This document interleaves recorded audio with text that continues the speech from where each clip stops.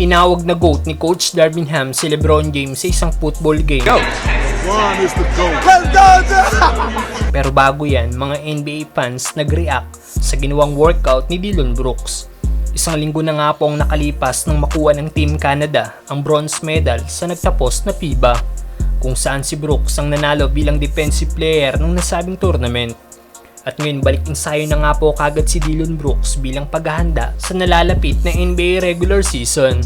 Nagpakita nga po ng kanyang shooting at dribbling skills ang nasabing forward.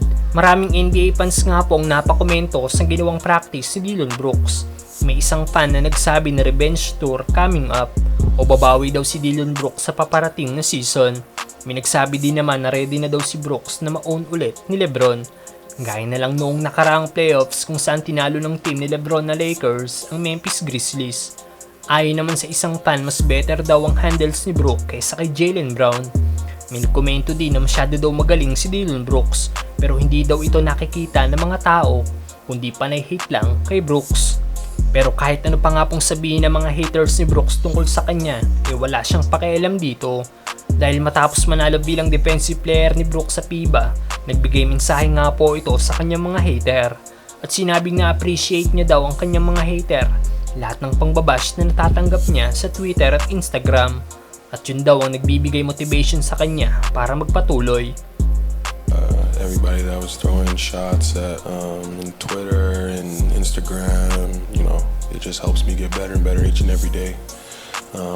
Motivates me to be better. Samantalang Coach Darvingham tinawag na GOAT si LeBron sa isang football game. Naispatan nga po ng isang NBA fan ng Lakers coach na si Darvingham sa isang college football game, kung saan tinanong niya ang Lakers coach kung sino para sa kanya ang GOAT ng basketball. Mabilis na sinabi ni Coach Ham ay si LeBron James. The GOAT. LeBron is the GOAT. Ito pa nga lang po ang ikalawang season na mako-coach ni Darvingham ang NBA legend. Pero dahil sa mga achievements na nagawa na ni LBJ sa NBA, walang duda na isa talaga si LeBron sa GOAT ng basketball. Isa nga po sa notable milestone na nagawa ng 4 times MVP last season, ang pagbit nito sa all-time scoring leader na si Kareem Abdul-Jabbar. At si LBJ na ngayon ang may hawak ng nasabing record.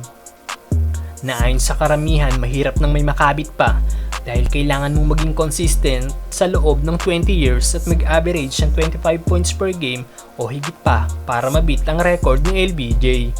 Ngayong papasok na sa kanyang ika-21st season ng Lakers superstar, maraming NBA fans nga pong nag-aabang kung mapapanatili pa rin ito na high level ang kanyang laro. Excited na ba kayong makita ang year 21 na LeBron, mga brother?